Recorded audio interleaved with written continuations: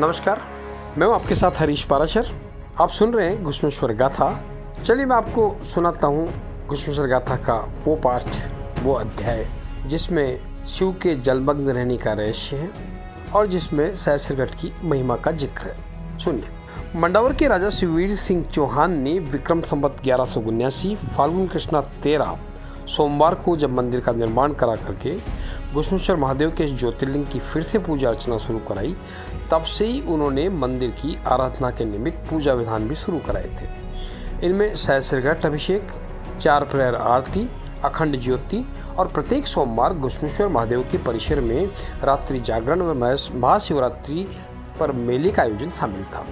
कोई पूजा का विधि विधान लंबे समय तक अनवरत रूप से जारी रहे, ये सचमुच अनूठी बात है। ज्योतिर्लिंग कुछ समय को छोड़कर आमतौर पर जलहरी में जलमग्न रहता है। माना जाता है कि शिव के शेष 11 जो अन्य ज्योतिर्लिंग है उनका तेज भी इसमें समाहित है। इसीलिए इस तेजमय शिवलिंग को शांत रखने के लिए जलमग्न रखना जरूरी हो जाता है। और हो सकता है कि हमारे पुरखों ने यह सोचकर ही इस ज्योतिर्लिंग को जलमग्न रखने की सोची होगी। बचपन से ज्योतिर्लिंग को नज़दीक से देखता आया हूँ। हमेशा ये जानकर अचरज होता था कि इस जलहरी का छोर आखिर कहाँ तक होगा, सचमुच पाताल तक। आज तक कोई भी इस जलहरी की था नहीं ले पाया और अंदर से बनावट भी ऐसी है कि चट्टानों के घेरे में यदि किसी ने हाथ डाल दिया तो हाथ को निकालना मुश्किल हो सकता है। वैसे तो चमत्कार को ही नमस्कार करते हैं और इस पावन धरा पर भी यदि कोई चमत्कार नहीं होते तो शायद घुश्मेश्वर का जो धाम है आज के स्वरूप में नहीं आ पाता। सवाल सिर्फ आस्था का है और इसीलिए कहते हैं कि मानो तो गंगा माहू, न मानो तो बहता पानी। जैसा मैंने बताया कि शिव का ये ज्योतिर्लिंग जलहरी में जलमग्न रहता है।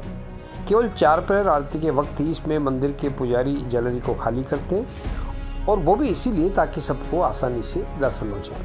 कभी कभार थोड़ा थोड़ा पानी भी कम कर दिया जाता है ताकि ज्योतिर्लिंग का ऊपरी हिस्सा, उसके दर्शन श्रद्धालुओं को होते रहे। अलौकिक बात यह है कि आमतौर पर ये ज्योतिर्लिंग जो है वो उसमें मुश्किल से 5-7 घड़े आप पानी डाल दें तो ये लबालब भर जाएगी। लेकिन ऐसा भी होता है कि कभी कभी सैकड़ों घट डाल दें आप, शिवलिंग का चढ़ाया हुआ जल कहाँ चला जाता है पता ही नहीं चलता। ऐसा मानते हैं कि पूजा अनुष्ठान में कोई दोष रहा तब ही ऐसे हालात बनते हैं। और देखिए उसका निराकरण भी है तंदुल पूजन, यानी चावलों का पूजन करके भगवान को संतुष्ट करने का प्रयास किया जाता है। मेरे अग्रज अवधेश जी पाराशर वर्ष 1925 की घटना का जिक्र करते हैं और ये जो घटना है वो मेरे पितामह प्रताप जी पाराशर के समय की है। तब ठिकाने के मंदिर के भोगराज की व्यवस्था ठिकाने के जरिए होती थी और वहाँ जो मुस्लिम कामदार था उसने ये कह के मजाक उड़ाया कि पंडित ये तंदुल पूजन तो पंडितों का इंतजाम है। तब प्रताप जी ने उसको चुनौती दी कि वो जलहरी को जलमग्न करके दिखाए। आश्चर्य, महज 5-7 घड़ों में लबालब होने वाली इस जलहरी को वह काफ़ी प्रयासों के बाद भी लबालब नहीं करा पाया। चमत्कार को देखकर वह कामदार तौबा कर उठा और बाद में उसे अपनी हिमाकत का नुकसान भी उठाना पड़ा। आइए आपको सुनाता हूँ कि यहाँ सहस्त्रगढ़ की क्या महिमा है। वैसे तो आराधना सच्चे मन से हो तो भगवान भी साथ होते हैं और कहते भी हैं कि भोलेनाथ तो भावना के ही भूखे हैं। उन्हें कोई श्रद्धा से जल अर्पित कर दे तो भी वो प्रसन्न हो जाते हैं। लेकिन शिव की आराधना में सहस्त्रगढ़ का अपना महत्व है। यूँ तो कमोबेश भगवान शंकर के सभी देवालयों में सहस्त्रगढ़ अभिषेक होते हैं, यानी 1000 घड़ों से जलाभिषेक। सावन में अनुष्ठान ज़्यादा ही होते हैं। भगवान शंकर के 12वें ज्योतिर्लिंग का तेज होने के कारण सिवाड़ में स्थित ये ज्योतिर्लिंग हमेशा ही जलमग्न रहता है और यहाँ जो सहस्त्रगढ़ के आयोजन हैं वो भी साल भर ही होते हैं। भक्तों की मनोकामना पूरी हो और इसी कामना को जब वो पूरी करने का संकल्प लेते हैं तब वो सहस्त्रगढ़ अभिषेक इस कामना के पूरे होने पर कराने पर सहस्त्रगढ़ भरवाते हैं। सावन में आप यूँ समझिए कि पूरे साल भर के लिए बुकिंग हो जाती है।